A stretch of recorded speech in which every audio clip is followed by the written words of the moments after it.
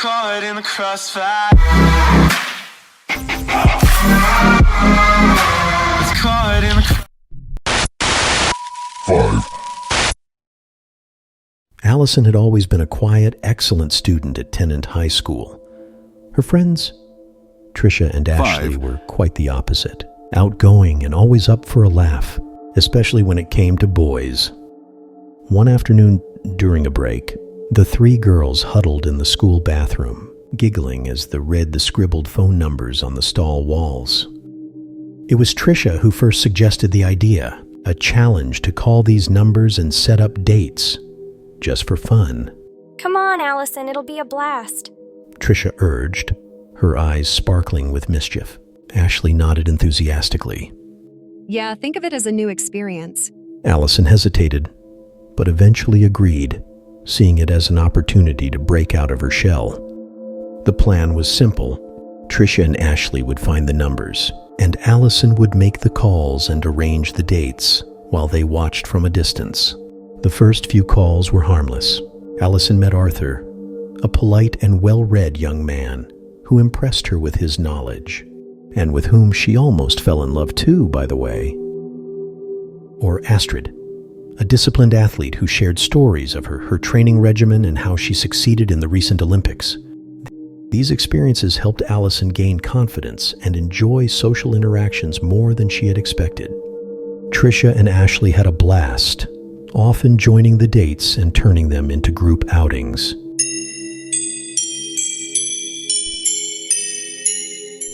One day, the girls gathered in the bathroom, dialing numbers as usual. Some were disconnected, others went straight to voicemail. But then they found one under a message that could be barely seen. They didn't care at all, and they just called.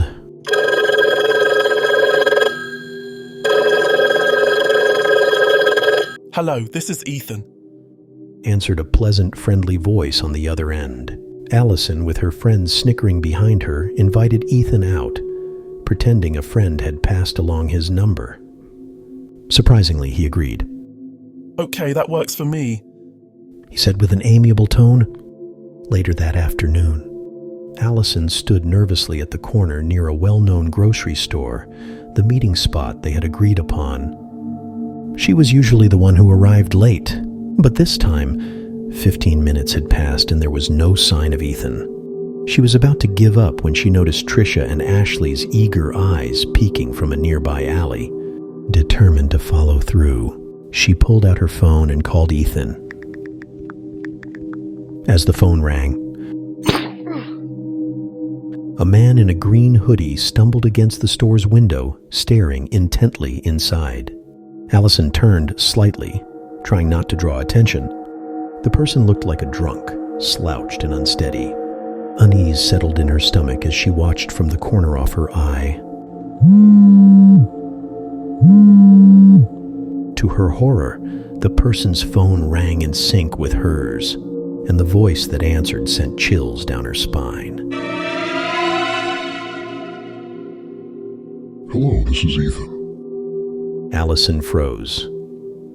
As the figure turned and slowly walked toward her, the hoodie obscuring his face.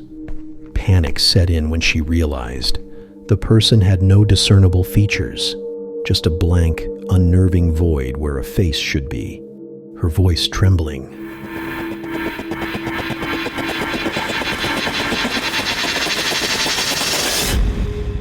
Hello, this is Ethan. The voice responded. The presence felt cold and otherworldly, exuding an aura of dread. The same friendly tone, now distorted and menacing, heart-pounding. Ethan, Allison whispered. Allison turned and bolted down the street, not daring to look back. She sprinted all the way home, slamming the door behind her and rushing to her room. That man didn't even have a face. I hope that me friend noticed the same as me and they have run away. In that moment, many thoughts passed through her mind as she recovered her breath. Suddenly, her phone buzzed with an incoming call from Tricia, relieved. She answered with her hands still trembling. Hello, this is Ethan. The voice on the other end repeated. Allison dropped her phone in shock, her blood running cold. How could it be Ethan? She tried calling Tricia and Ashley repeatedly, but there was no answer. Panic turned to dread as days passed with no word from her friends. Desperate, she reported the incident to the police, but the number she had dialed was untraceable. It simply didn't exist. Days later, new graffiti appeared in the school bathroom. Among the scribbles and doodles, one message stood out. Never call this number. Beside it, a phone number was scrawled in faint, eerie handwriting. And so, Allison's life went on, but always with the shadow of that terrifying experience by her side, and now without the company of her two best friends either. She never went back to being the shy, quiet girl she used to be. She had learned a terrifying lesson. Some calls shouldn't be made, and some numbers shouldn't be dialed. Bye.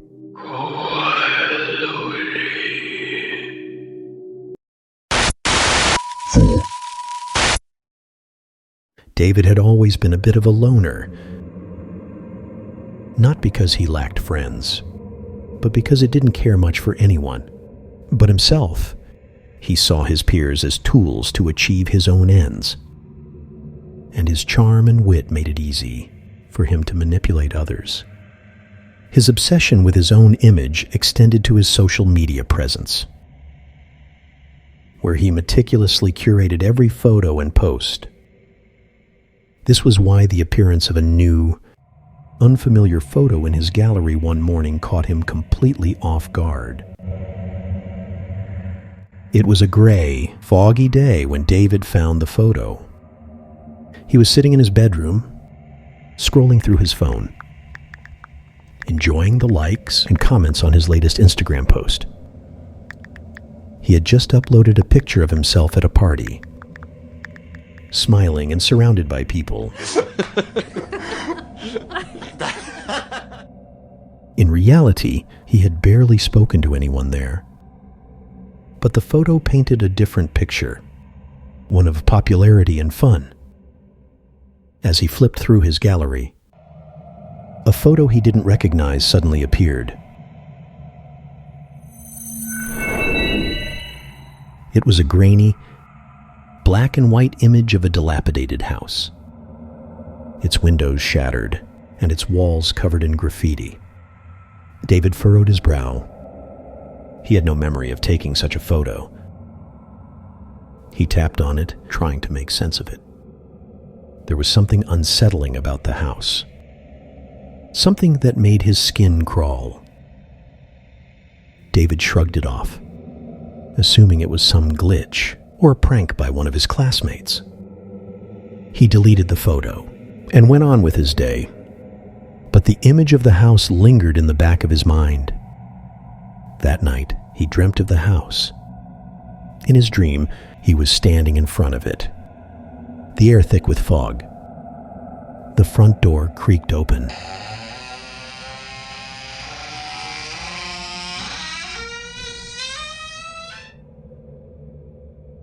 Inviting him in, but he couldn't move. He woke up in a cold sweat, his heart pounding. The next morning, David checked his phone again, hoping to find nothing out of the ordinary.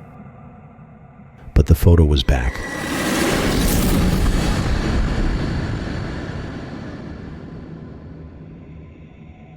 This time, it was slightly different.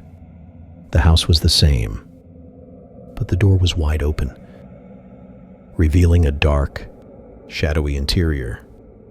He stared at it, his pulse quickening. How could this be happening?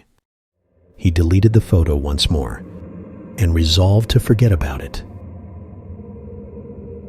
Days passed, and the photo kept reappearing, each time showing more of the interior of the house. First, the hallway with peeling wallpaper and broken furniture. Then a staircase leading to the second floor.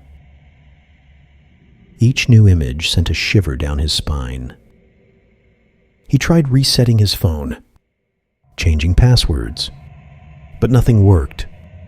The photo always came back. One evening, David decided to investigate the house. There was something familiar about it, and he felt an inexplicable pull towards it. He scoured the internet, searching for abandoned houses in his area that matched the one in the photo. After hours off searching, he found it. The house was located on the outskirts of town, in a desolate area that was rarely visited. David drove out to the house.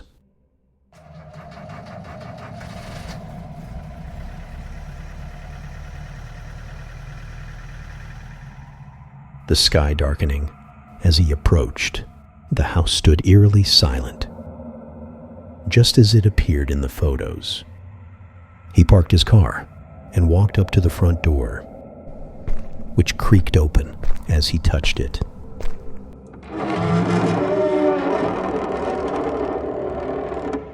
Stepping inside, he felt a chill run down his spine. The interior was exactly as it had appeared in his photos, down to the last detail.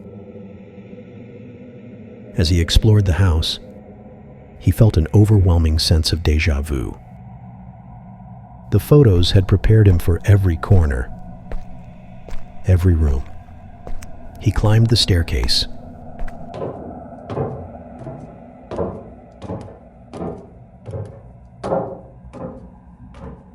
His footsteps echoing in the silence. At the top, he found a small, dimly lit room with a single window.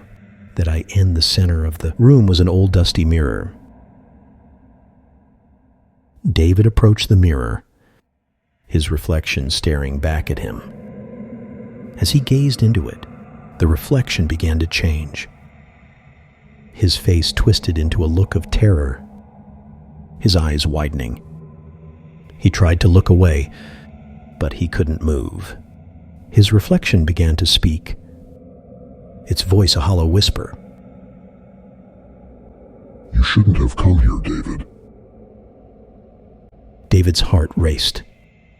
He tried to scream, but no sound came out. The reflection continued, its voice growing louder. You were warned. Now you're mine. Suddenly, the room around him began to warp and distort. The walls closed in, the floor gave way, and David felt himself being pulled into the mirror. He struggled, but it was useless. Darkness enveloped him, and he felt a crushing coldness. When David opened his eyes, he was no longer in the house. He was in a photo, trapped in the black and white image of the dilapidated house. He could see his own terrified face reflected in the broken windows. He screamed, but no one could hear him. Back in his bedroom, David's phone buzzed. A new notification. A new photo had appeared in his gallery. It was a black and white image of a dilapidated house. And there in the window was David, his face twisted in a silent scream. The entity had captured him, and now he was just another ghost in the gallery. A terrifying reminder of the truth behind the photo.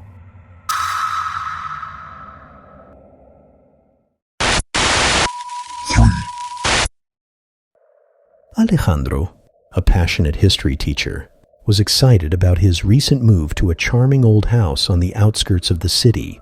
The retailer had made him a good offer, which he considered reasonably cheap, since the house was worth its weight in gold. The house, with its Victorian-style structure and history-filled atmosphere, was just what Alejandro had been looking for. After years of teaching and studying the history of others, he was eager to immerse himself in his own. It was a good deal without a doubt. On the first day in his new home, Alexander met John, his neighbor, who helped him to unpack and settle. John was an affable, quiet man with a remarkable fondness for books. He could often be seen in his garden with a book in hand, enjoying reading while watering his flowers. The two men struck up a fast friendship, and every day met there in their yards to chat about literature and tell stories. In no time, John had become Alejandro's best friend. However, as the days passed, Alejandro began to experience strange occurrences in his house. Lights would flicker for no apparent reason. Doors he knew he had locked would appear open.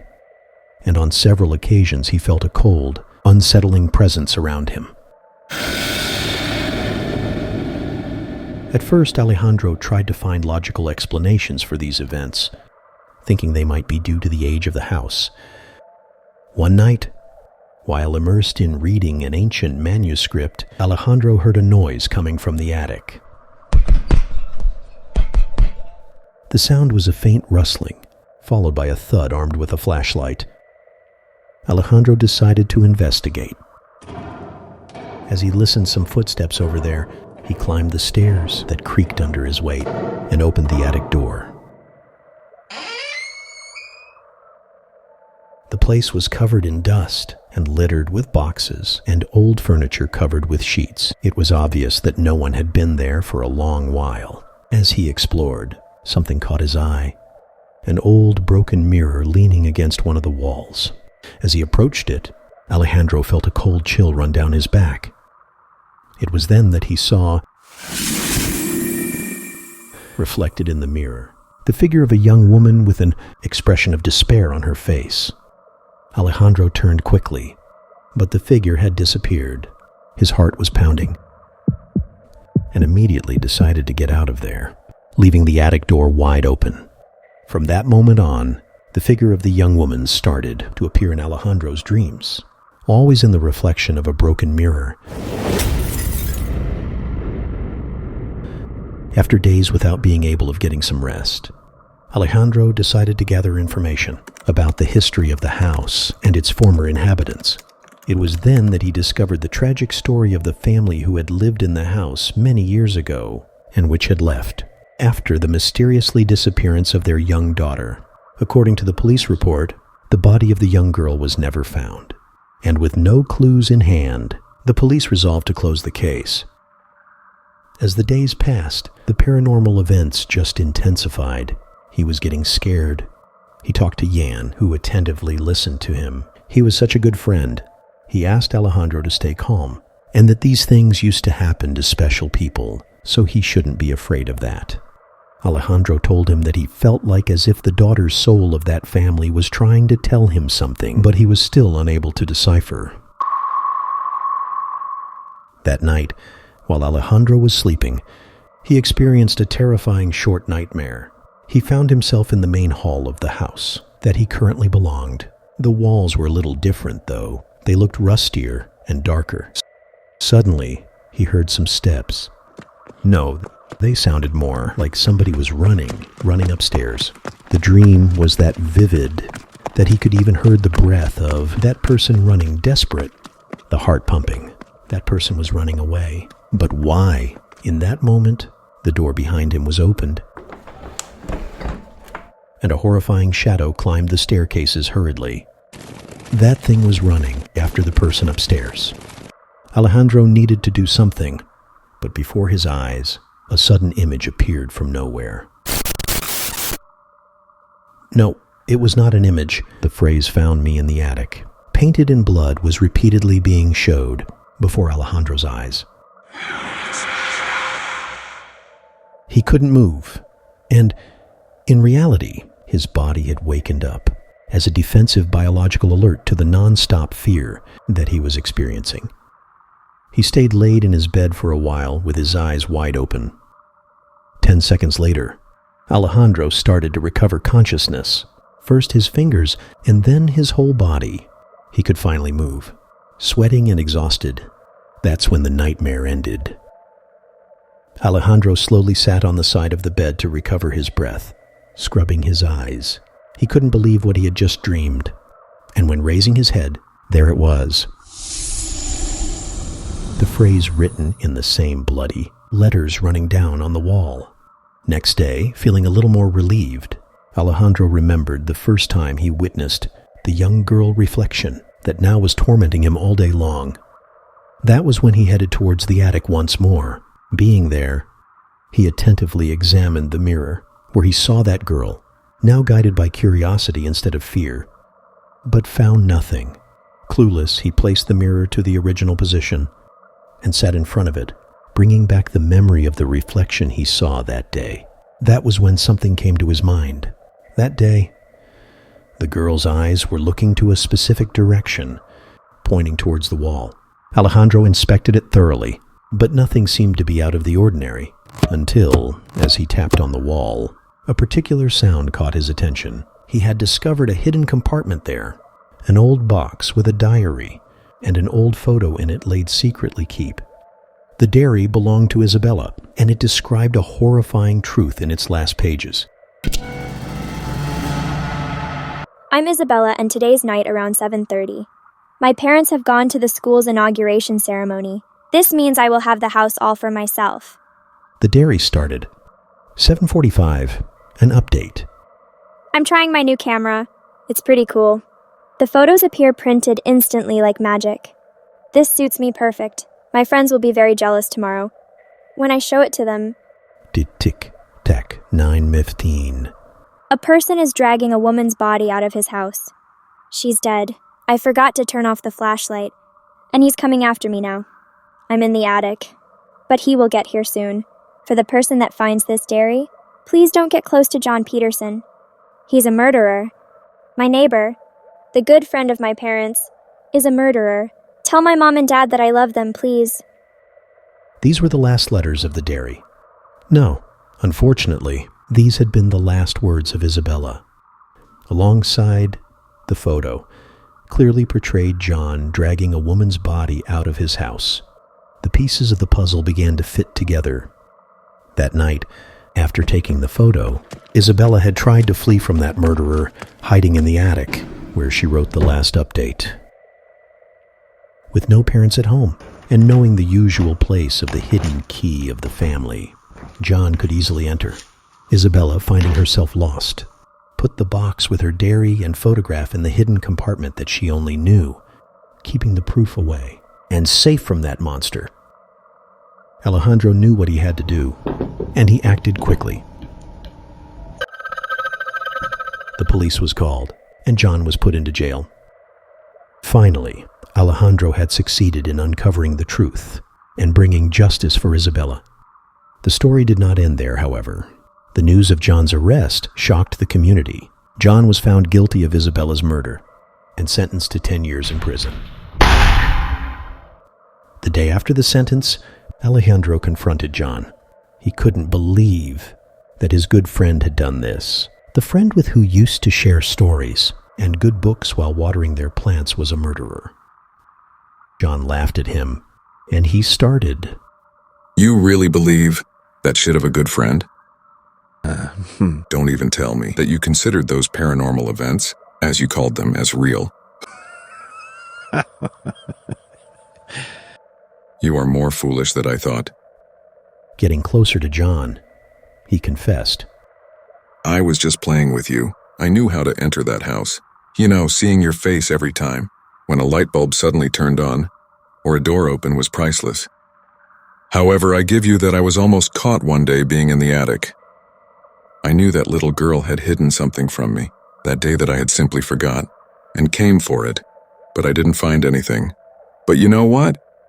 The funniest part was having you helping me water the plants that grew from my victims' bodies in my yard. Isabella never was the only victim in that neighborhood. In the front yard, under the front yard full of flowers that they used to water and meet to share some time, many victims' bodies laid hidden. This was enough for the court to sentence him to death penalty. That night, while John was resting in the bed of his cold cell, he was awakened by an uneasy feeling. peering through his bars, he caught a glimpse of a dark figure looming menacingly at him through the pitch-black darkness. John tried to scream, but his desperation was such that his lungs would not allow it. As he watched the strange figure slowly approach to him, he found himself being dragged by several disfigured hands wrapped around his body. John's screams echoed in that cell as he was led into the abyss. At least that's what he chose to believe. The next day, the authorities found John's cell empty with no trace of him. Who was this strange figure? And what happened to John? Since that incident, they remain a complete mystery. What we can be 100% sure of, however, is that the souls of Isabella and the other victims could finally rest in peace, and that Alejandro did not witness any paranormal events ever since.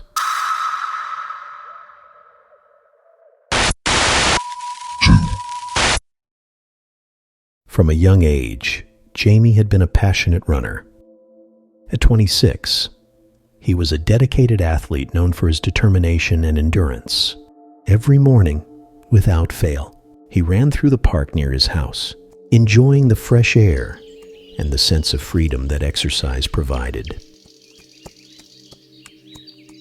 Running was Jamie's way to clear his mind, relieve stress, and stay in top shape for the competitions he regularly participated in. One of those mornings, while running his usual route, Jamie noticed a girl sitting on a bench reading a book. It was hard not to notice her presence. Her calm aura and delicate appearance stood out in the bustling park.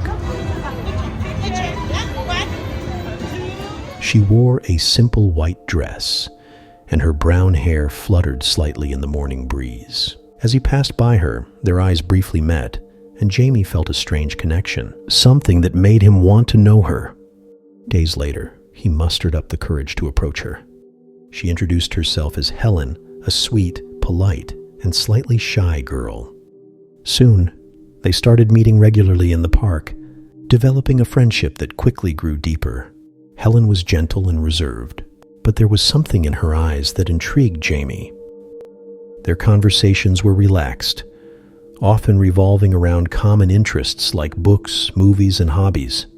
Jamie found comfort in Helen's company, someone with whom he could unwind after his grueling training sessions. One morning, while chatting on their usual bench, Helen asked him a surprising question. Have you ever experienced sleep paralysis, Jamie? He shook his head, curious about the turn in the conversation. Helen explained that it was a terrifying experience where one wakes up but is unable to move, often feeling a menacing presence. The way Helen described the experience, with a mix of fear and fascination, left Jamie both intrigued and uneasy.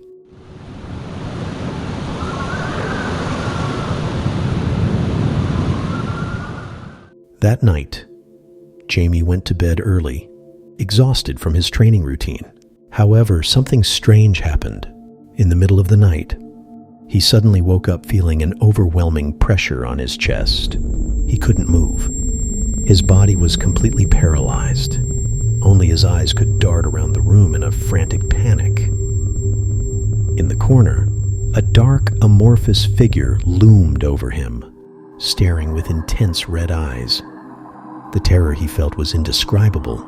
He tried to scream, but no sound came out of his throat. After what felt like an eternity, the figure vanished, and Jamie regained control of his body.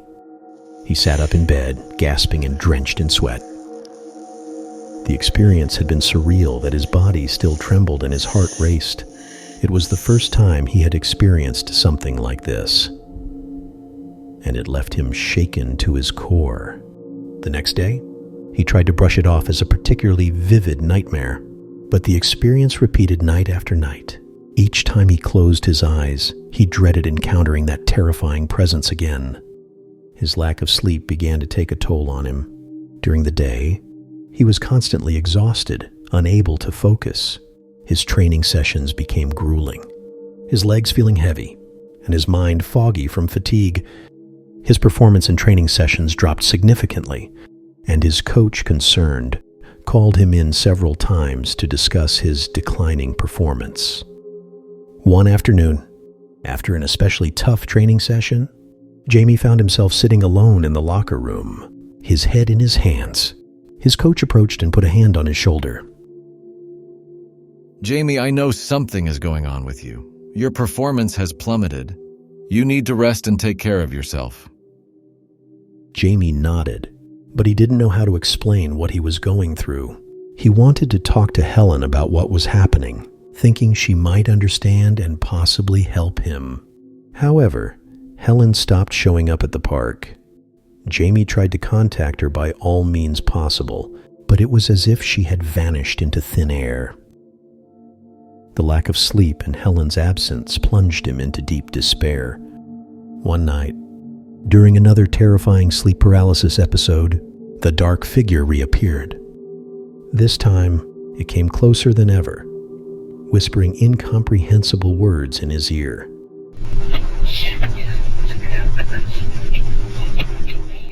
Jamie, paralyzed with fear, felt like his mind was on the verge of collapse. Just when he thought he couldn't take it anymore, the figure began to retreat. Jamie felt a momentary relief, but then he saw something that left him frozen with terror. In the dim light, Helen's face appeared before him. Her eyes, usually sweet and warm, were filled with a chilling coldness. No, it's not enough yet. She murmured, her voice echoing in Jamie's mind. Before he could process what he was seeing, Helen and the figure disappeared, leaving him alone in the darkness. Jamie woke up with a jolt, gasping and trembling. The experience had been so real that he couldn't dismiss it as a mere hallucination. The figure, the paralysis, and now Helen, all seemed connected in a way he couldn't comprehend. Why had Helen spoken to him about sleep paralysis?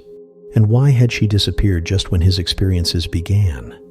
Since that night, Jamie has not slept peacefully again.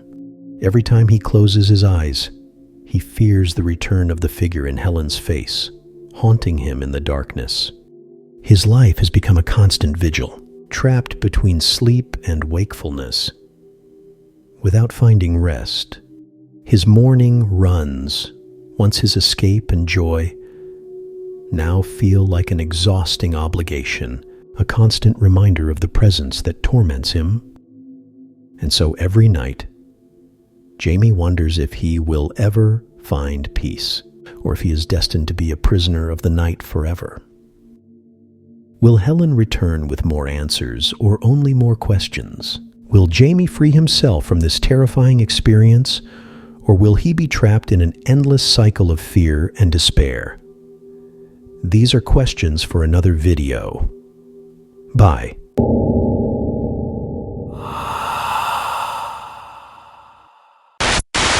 One.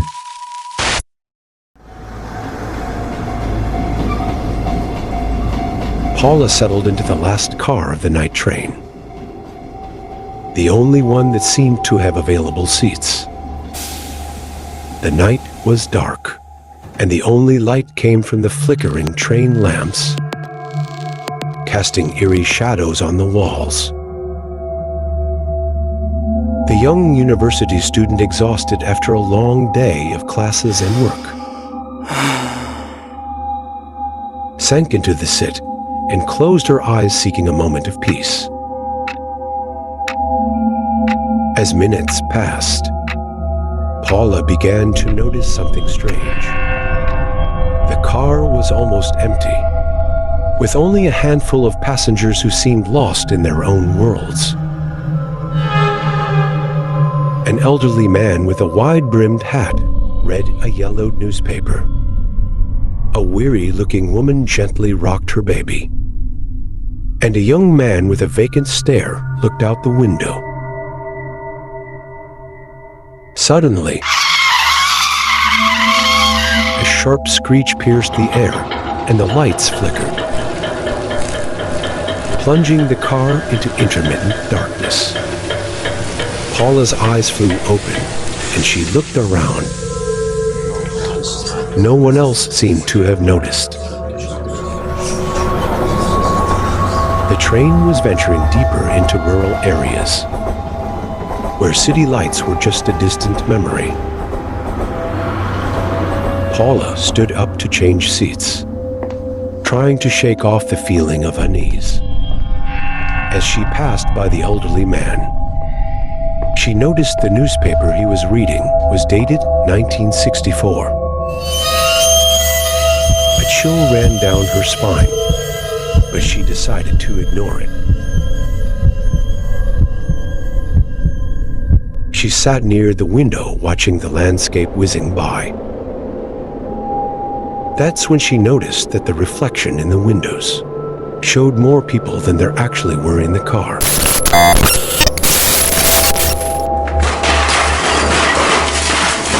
The train braked abruptly, and Paula saw a woman in an old morning dress standing in the aisle, staring directly at her. Paula tried to speak to her, but the woman vanished in the blink of an eye. Bewildered and increasingly frightened, Paula reached for her phone to send a message for help. But there was no signal. Hours passed, and the train continued its course without stopping at any station. Paula noticed the passengers began to act strangely, their faces blurring and their movements erratic. She tried talking to them, but her words fell into a void. Finally, Paula remembered an old story she had heard about a train that had derailed decades ago, taking the lives of all its passengers. She looked around and realized the horrifying truth.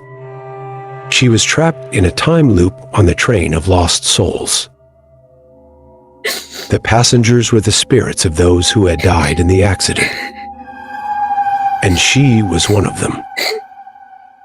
Paula fell to her knees, accepting her fate. She knew her mission was to help the others find peace. With newfound determination, she stood up and began talking to each passenger, guiding them toward the light, a grim but necessary task. As she did, the train slowly began to fade, and the trapped souls found their way to eternal rest. Paula, now at peace, smiled one last time before disappearing with a train into the cold night. And so, the last car of the night train continued its journey into eternity, carrying the stories of those who never reached their destination, until a new soul boards the train.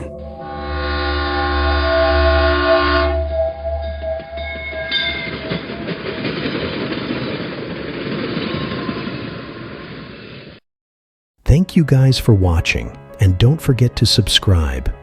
Write if you felt identified with this story. And remember, next time you feel a chill in the night, it might be a whisper from the darkness. Until we meet again in the shadows, stay curious, stay safe, stay subscribed. Goodbye.